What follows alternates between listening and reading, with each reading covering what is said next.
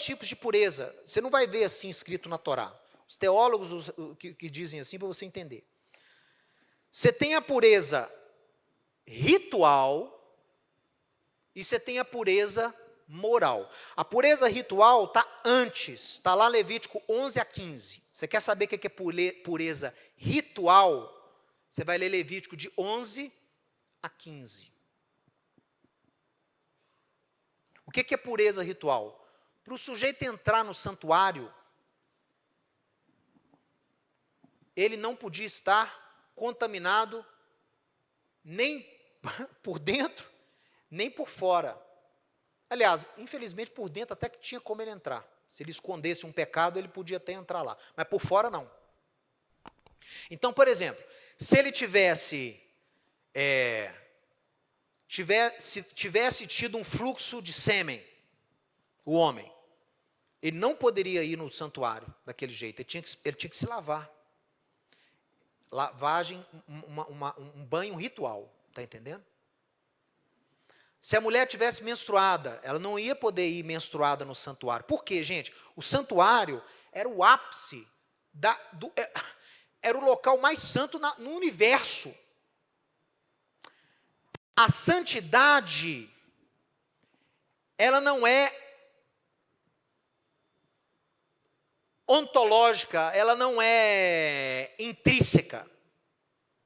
A santidade é atribuída. O que fazia o santuário o local mais santo do mundo? Você pode me responder? Por que o santuário era o local mais santo do mundo que o sujeito não podia entrar lá de qualquer jeito? Alguém pode me responder aqui? A presença de Deus. É porque Deus estava lá, por isso que o local era santo. Quando Deus manda Moisés tirar as sandálias do pé para entrar lá no Monte Horebe, porque o Monte Horebe era santo, o Monte Horebe era, a pedra era santa, né? O Moisés chegou lá beijando a pedra, escondendo a pedra no bolso para levar para casa.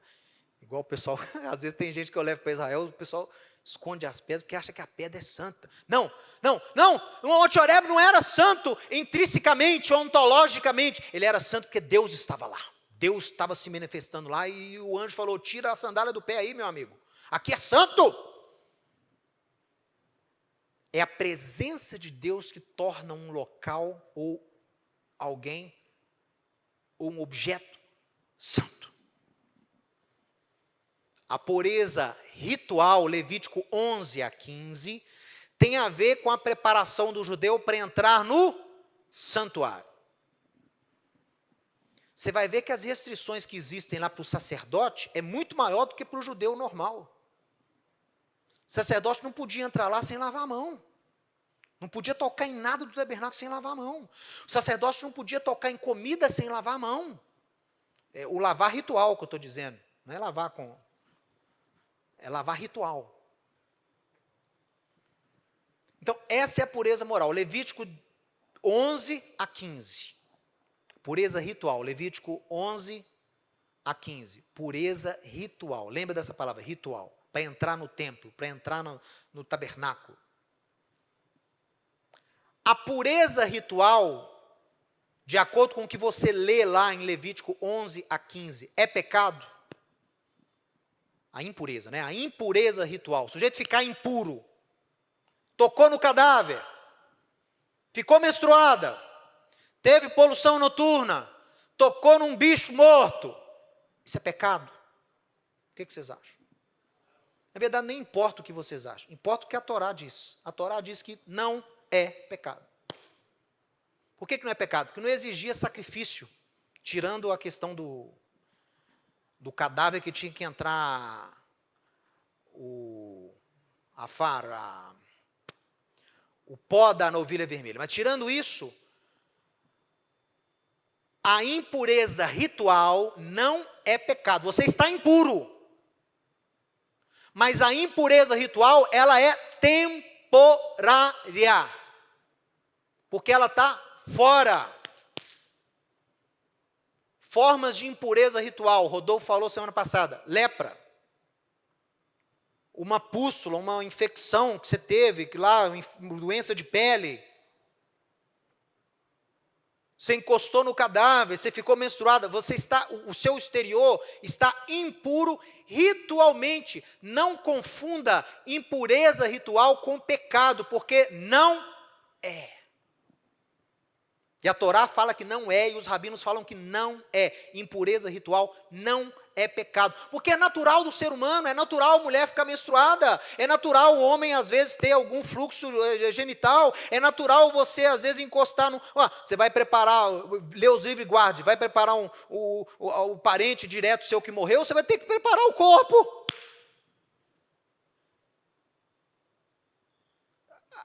A impureza ritual faz parte da vida do ser humano. Mas é claro que Deus orienta o seu povo. Isso aí te torna impuro para poder entrar na presença de Deus lá no santuário. Então a santidade, ela funciona de uma forma proporcional. Imagina um círculo. Imagina círculos concêntricos, ok? Um círculo menor dentro de um círculo maior, dentro de um círculo... Eu devia ter feito isso aqui. Dentro de um círculo maior. Lá no círculo, lá de dentro, está quem? O templo, Monte Moriá. No círculo maior um pouquinho, levitas e sacerdotes. No círculo maior um pouquinho, Jerusalém. No círculo maior um pouquinho, Israel. No círculo maior um pouquinho, o mundo judaico como um todo. A importância da pureza ritual está relacionada à sua proximidade com o círculo mais interno. Naquela época, principalmente. Então, qual era o grande mover dos fariseus na época de Yeshua? Aí, se você entende isso, você vai entender toda a discussão que Yeshua teve com os fariseus. Não estude as discussões que Yeshua teve com os fariseus sem saber desse contexto, porque senão você vai traçar conclusão errada. Os fariseus começaram um movimento em Israel dizendo o seguinte: olha, a mesma pureza que o sacerdote tem no templo, todo judeu tem que ter dentro da sua casa. More você em Jerusalém ou na Galileia. Os mesmos padrões de pureza ritual que o sacerdote tinha, você vai ter na sua casa. Você vai transformar a sua casa num pequeno templo.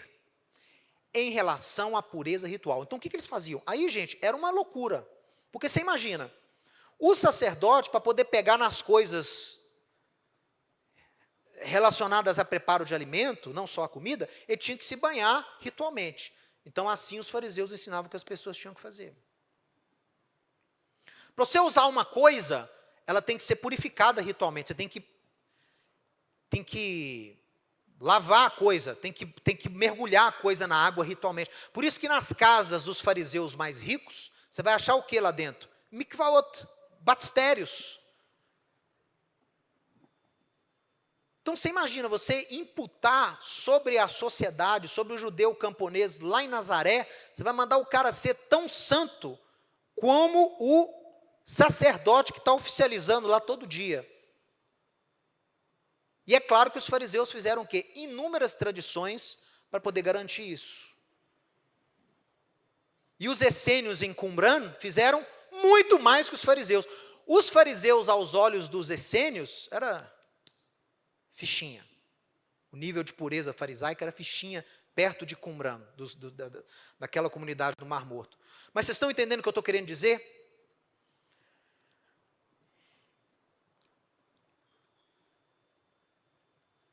Se a impureza, preste atenção, não é o fato da impureza ritual não ser pecado, que o judeu pode agir como quiser.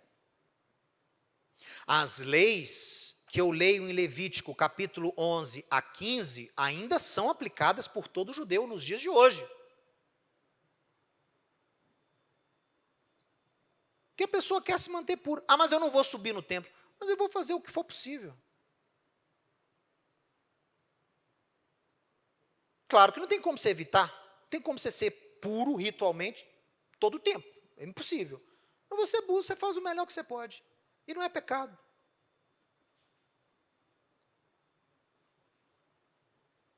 Mas o judeu busca obedecer por quê? Porque é a instrução da Torá. Você pega Levítico 11, as leis elementares. As leis elementares se encaixam como? Pergunta para você. As leis elementares são leis que garantem a pureza ritual ou a pureza moral? O que vocês acham? Ritual. Tirando o sangue. O sangue é a mistura dos dois. Então, deixa eu continuar um raciocínio que eu me perdi aqui. Você tem a pureza ritual, que é concernente à entrada no tabernáculo, no templo. E você tem a pureza o quê? Qual é o outro tipo de pureza? Uma é ritual, tem a ver com a sua proximidade à santidade lá no templo. Qual é o outro tipo de pureza?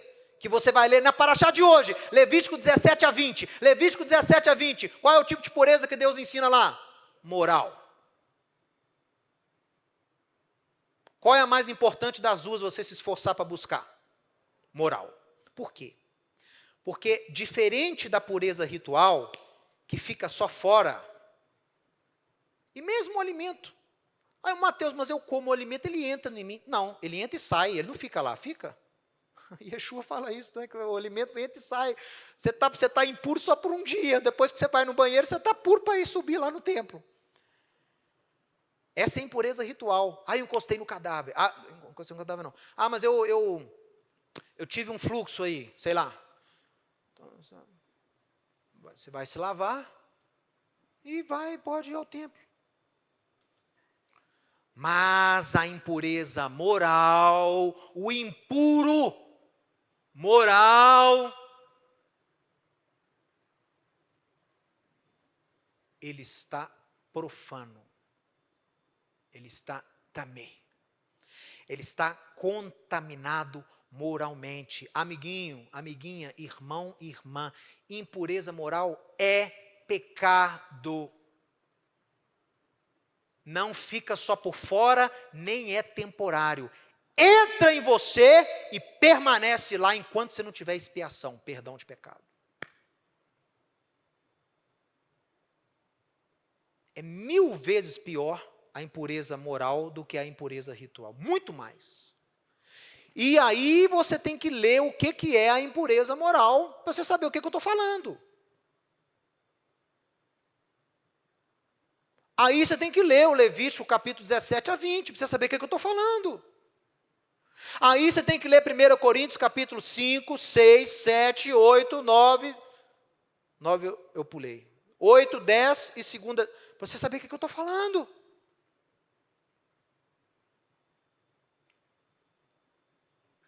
O que é a impureza moral? Adultério.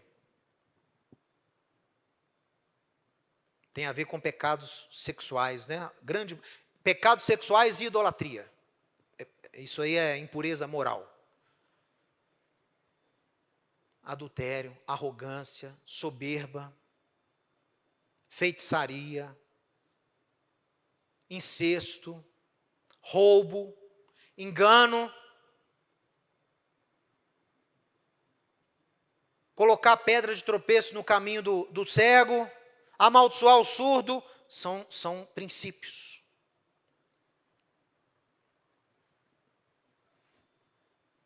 Leis de castidade.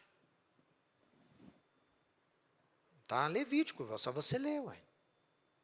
Paulo fala a mesma coisa aqui nesses capítulos de Coríntios, sobre casamento, o que fazer, o que não fazer, como fazer. Porque isso contamina o homem internamente. É pecado.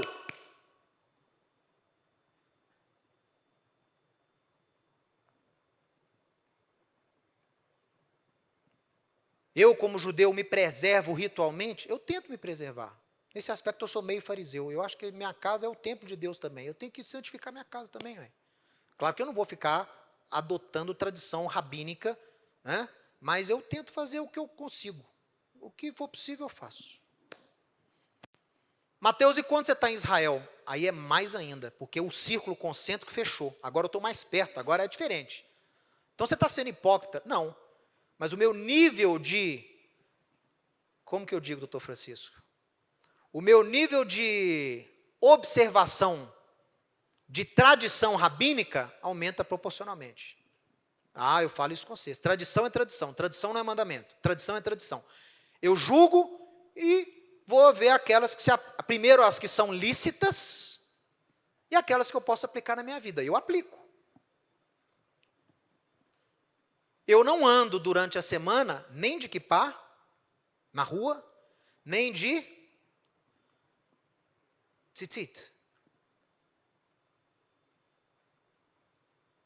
Mas é mandamento. Não, mandamento é o que estou cumprindo aqui hoje, usando com vocês. Agora, a tradição rabínica de se usar um kippá na rua, para mostrar que você é religioso, ou de usar um tzitzit na rua durante as manhãs, durante a semana, eu não cumpro. Por quê? Porque eu acho que o Mateus, em Belo Horizonte, primeiro eu não sou ortodoxo, nem nunca vou ser. Então não é esse tipo de padrão de vida que eu vou adotar sobre mim. A Torá eu guardo. Os mandamentos eu guardo. Agora, quais tradições rabínicas eu vou guardar na minha vida? Aquelas que eu acharem que forem possíveis de serem guardadas. No meu contexto, vivendo no Brasil, eu não vou usar, em Belo Horizonte, eu não vou usar tzitzit na rua, nem vou usar kippá na rua. Não tem contexto judaico para isso. Não tem, o círculo está muito aberto, doutor Francisco. Mateus, e quando você morou em Israel? Lá eu usava kippá. Porque eu não morava só em Israel, eu morava em Jerusalém, aí é diferente. Aí eu não queria ser confundido com alguém que é hilunim, com alguém que é secular, com seculares. Eu queria ser identificado como alguém que valoriza a Torá, que observa o Shabat. Então você usava kippá preto? Não, porque o preto eu estou me identificando com os ortodoxos. Eu não guardava o Shabat igual os ortodoxos. Eu ligava a televisão, eu tinha que ligar meu computador para falar com vocês aqui ao vivo. Então eu não ia sair, e nem usava roupa preta. Por que eu não usava roupa preta lá? E nem aqui? Porque eu não vou me identificar com um segmento que eu não vou adotar todas as tradições deles. Eu escolho, eu posso escolher. Por que eu vou adotar isso sobre mim? Mateus, você vai exigir na sua congregação todas as mulheres que são casadas usarem chapéu? Não. Vocês são ortodoxos? Nós estamos sequer próximos de Jerusalém? Não. O círculo está muito aberto, eu não vou exigir. Isso é tradição, isso não é Torá, isso é tradição. As tradições boas eu guardo, aquelas que são aplicáveis. Eu não vejo razão contextual para poder aplicar esse tipo de nível tradicional aqui. E na minha vida dia a dia.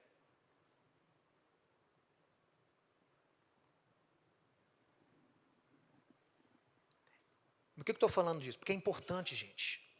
Porque o que você tem que preocupar é a pureza moral. Também é ritual, mas você tem que ser mais preocupado com a pureza moral. É não mentir, é não roubar, é não usurpar do outro, é não enganar o outro, é não adulterar, é amar sua esposa, é honrar seu pai e sua mãe. E isso são conceitos que acabam com a vida do homem, que é pecado. Aí sim você está impuro, porque esse tipo de impureza entra.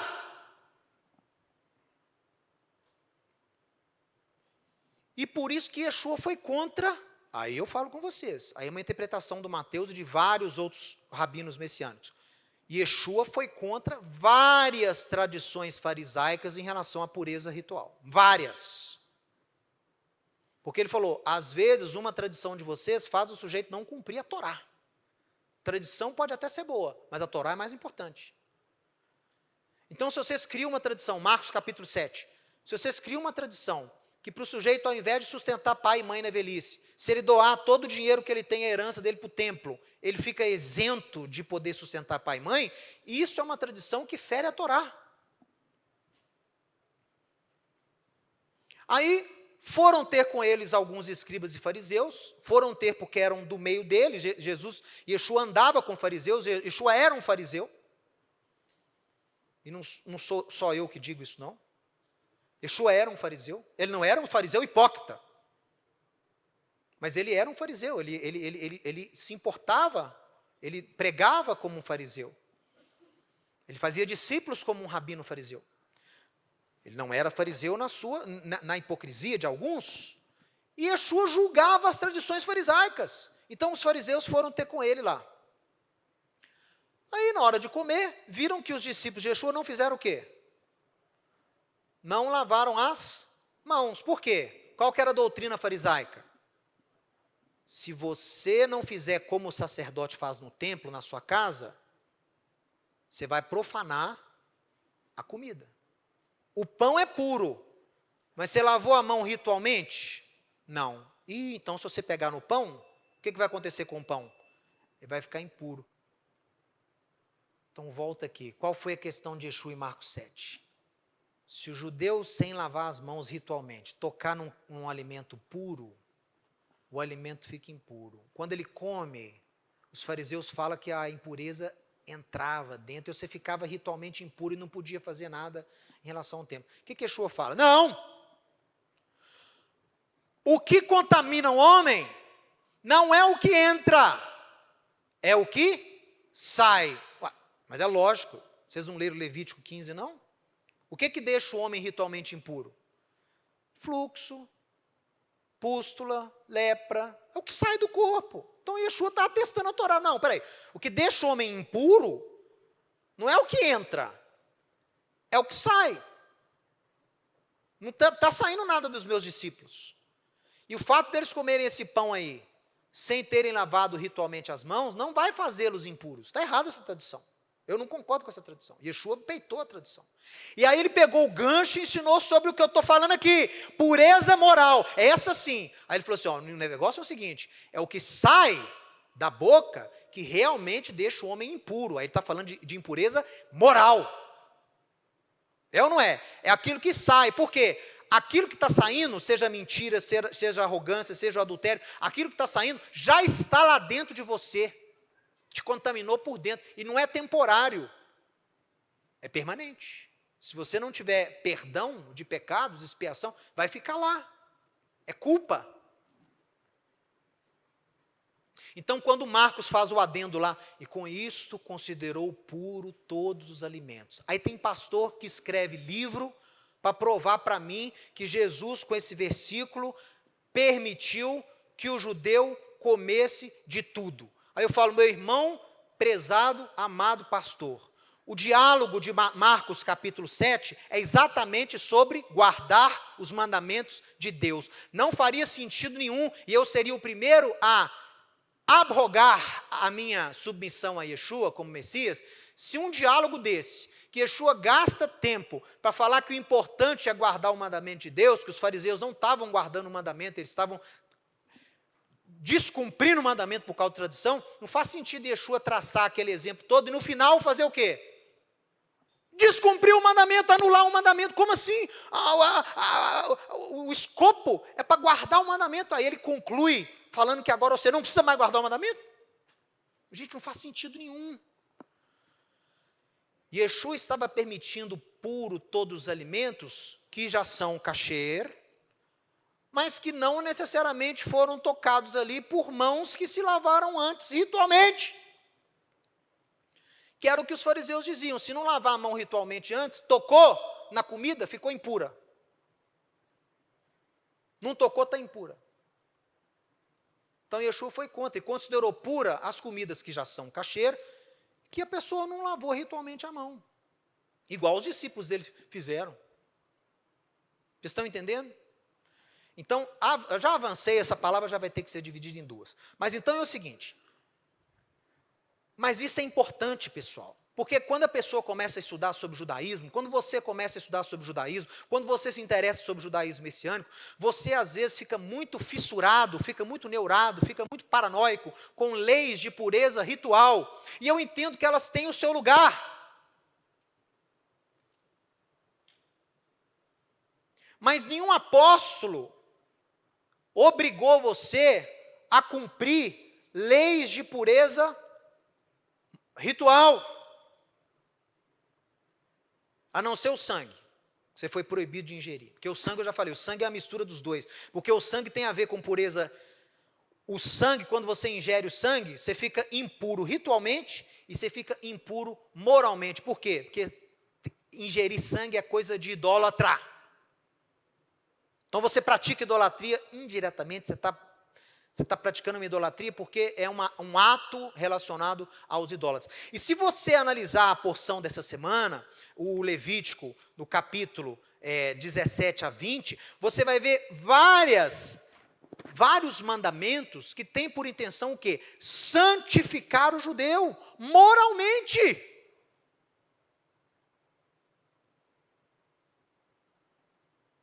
E como eu abri a paraxá aqui, dei um super, mega, ultra, giga power, parênteses, para poder falar sobre esse negócio de pureza ritual e moral, se eu puder voltar onde nós paramos aqui, eu vou voltar a você e dizer, olha, muitos dos mandamentos que foram dados lá em Levítico 17 a 20, podem e devem ser guardados por quem não é judeu, porque é uma forma de você santificar-se, de você se separar para Deus. Então tem lá Levítico 17, doutor Francisco é médico, não ingerir sangue, não faça isso. Está em Gênesis 9, está em Levítico 17, está em Atos 15, não ingira sangue. Vamos continuar. E por que eu provo? Que está falando aqui que é o natural e o estrangeiro. Então não tem conversa. Quem serve a Deus não ingere sangue. Casamento ilícito. Você pode aplicar isso aqui na sua vida? Você que não é judeu? Você deve aplicar isso aqui na sua vida. Porque se você transgredir nisso aqui, você está impuro, você está em pecado. Que isso? Uniões abomináveis. Bigamia. A turma aí dos bígamos, que deve pensar que a Torá permite você ter duas mulheres. Por quê? Porque Abraão teve, porque Jacó teve. Olha aqui o que a Torá diz, ó, no Código de Santidade. Olha aqui, ó, Levítico 18, 18. Não tomarás com a tua mulher outra, de sorte que ele seja rival, descobrindo a sua nudez com ela durante a sua vida.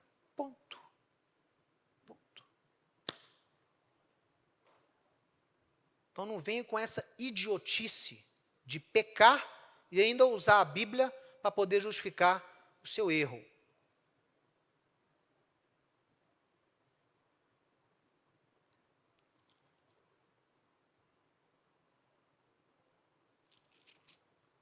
E fala que impureza moral contamina a terra.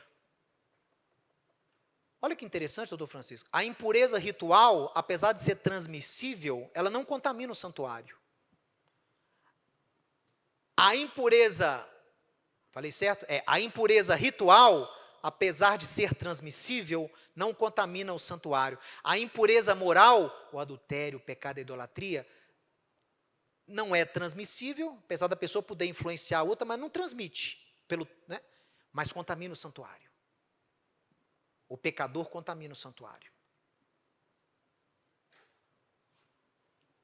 E aí vai falando aqui várias leis, doutor Francisco. Várias leis que você pode aplicar na sua vida. Levítico 19. Leis do vestir. Peraí, Mateus, mas o que tem a ver com pureza moral o meu vestir? Tem tudo a ver. Porque a forma como você se veste reflete a sua moral. Mateus, e a forma que eu corto o cabelo? Também. Como assim? Está falando lá para não cortar em redondo? Deixa eu atualizar para você nos dias de hoje. Não seja excêntrico. Não seja excêntrico. Não faça excentricidades com o seu vestir, com a sua barba, com o seu cabelo.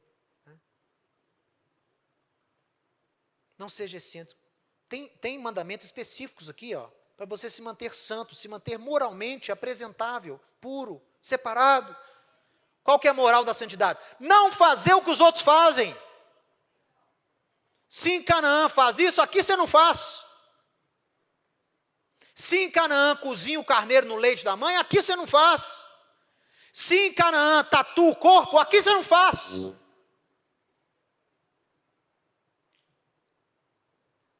Porque vocês são santos, assim como eu sou santo.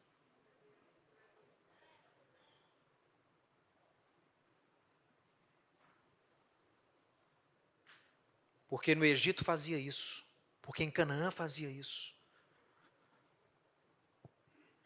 Aqui não. Com vocês, não. Porque vocês são santos. Em Canaã se pensava assim. No Egito se pensava assim. Aqui não.